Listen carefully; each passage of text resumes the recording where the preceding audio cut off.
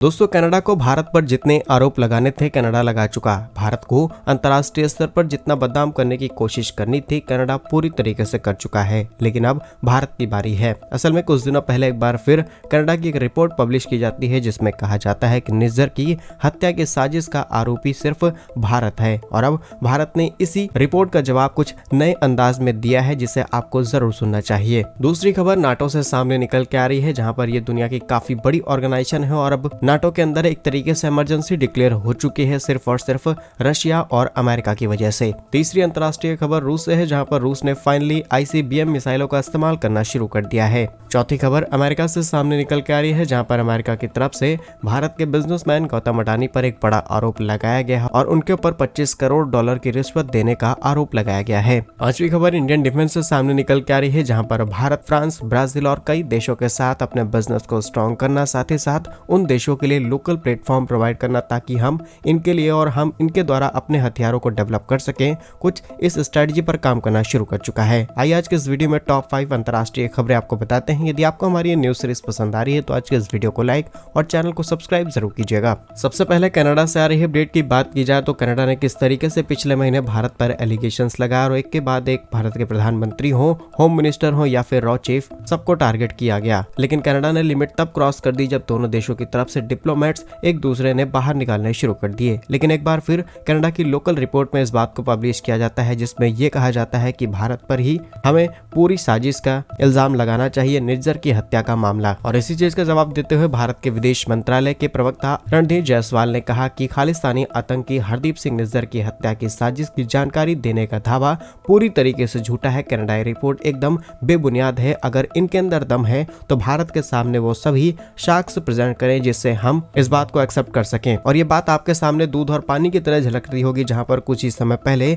एक खालिस्तानी आतंकी को अरेस्ट किया गया है, लेकिन जब भारत ने उसे अपने देश मांगने की डिमांड की तो इनमें से किसी भी देश के अंदर हिम्मत नहीं हुई कि इसे भारत को लौटाया जाए और ये भारत पर बेबुनियाद इल्जाम लगा रहे हैं। दूसरी खबर नाटो से सामने निकल के आ रही है, जहां पर अमेरिका में मौजूद राष्ट्रपति जो बाइडेन जब जाने की तैयारी में है उससे पहले कुछ ऐसे बड़े फैसले ले चुके हैं जो कि आगे चल के कई देशों को नुकसान पहुंचा सकते हैं। रिपोर्ट्स के मुताबिक यूक्रेन को कई ऐसी मिसाइलें अमेरिका की तरफ से दी जा चुकी हैं जिनकी रेंज करीब 300 किलोमीटर की है और अमेरिका द्वारा यूक्रेन को मिली ये मिसाइल्स डायरेक्टली रशिया के सेंटर को जाकर के हिट कर रही हैं। अभी तक यूक्रेन के पास ऐसी कोई मिसाइल मौजूद नहीं थी जो इस लेवल के हमले कर सके। साथ ही साथ इन मिसाइलों को ऑपरेट करने के लिए भी यूक्रेन के सैनिकों के पास उतनी ज्यादा ट्रेनिंग नहीं है, तो इससे रशिया को शक है कि अमेरिका ने अपने सैनिकों को भी यूक्रेन में भेज करके इन मिसाइलों को लॉन्च करने का काम किया है। यूक्रेन की तरफ से रूस पर करीब 6 ऐसी बड़ी मिसाइलें दागी गई हैं जिसके बाद टेंशंस और ज्यादा बढ़ चुकी हैं। और इस खबर के सामने आते ही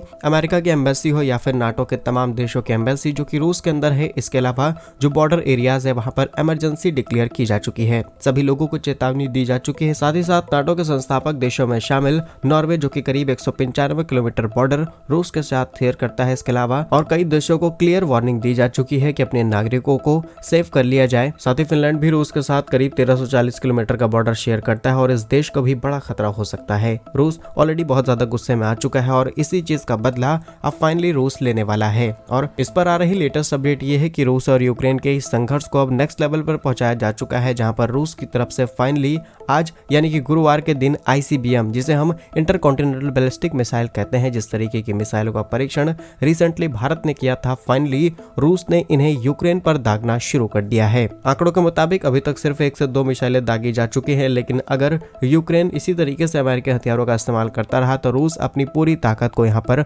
इस्तेमाल कर सकता है। आपको ये बात जानकर के हैरानी होगी कि इस युद्ध को शुरू हुए करीब 33 महीने बीत चुके हैं, लेकिन ऐसा पहली बार देखने को मिला है जब रूस ने ICBM मिसाइलों का इस्तेमाल करना शुरू कर दिया। लेकिन सोचने वाली बात यह है कि ट्रंप पावर में आने वाले हैं और जो बाइडेन अपने जाने से पहले कुछ ऐसे प्रोसेस शुरू कर चुके हैं जो कि दुनिया में अशांति फैला सकते हैं। जो बाइडेन चाहते थे शांति के साथ भी आगे बढ़ सकते थे ताकि दुनिया उन्हें एक बार फिर से पावर में लाने की या फिर उनकी पार्टी को पावर में लाने की कोशिश करे, लेकिन ये जो रिएक्शन उनका सामने निकल के आ रहा है ये सिर्फ कुछ कंट्रीज को ही अट्रैक्ट करने वाला है। आपकी इस पर क्या राय है कमेंट्स में जरूर बताइएगा। नेक्स्ट इंपॉर्टेंट अपडेट की बात की जाए तो अमेरिका के प्रोसिक्यूटर ने अडानी ग्रुप के चेयरमैन गौतम अडानी पर एक बड़ा आरोप लगाया है। कहा जा रहा है कि अडानी सोलर एनर्जी कॉन्ट्रैक्ट हासिल करने के लिए भारतीय सरकारी अधिकारियों को करीब $25 करोड़ से भी अधिक की रिश्वत दी गई है और ये रिश्वत ऑफर करने वाली एक स्कीम में शामिल है। और ब्लूमबर्ग की रिपोर्ट के मुताबिक ये आरोप ब्रुकलिन न्यूयॉर्क में प्रोसिक्यूटर ने बुधवार को अडानी ग्रुप पर लगाया। इसी के साथ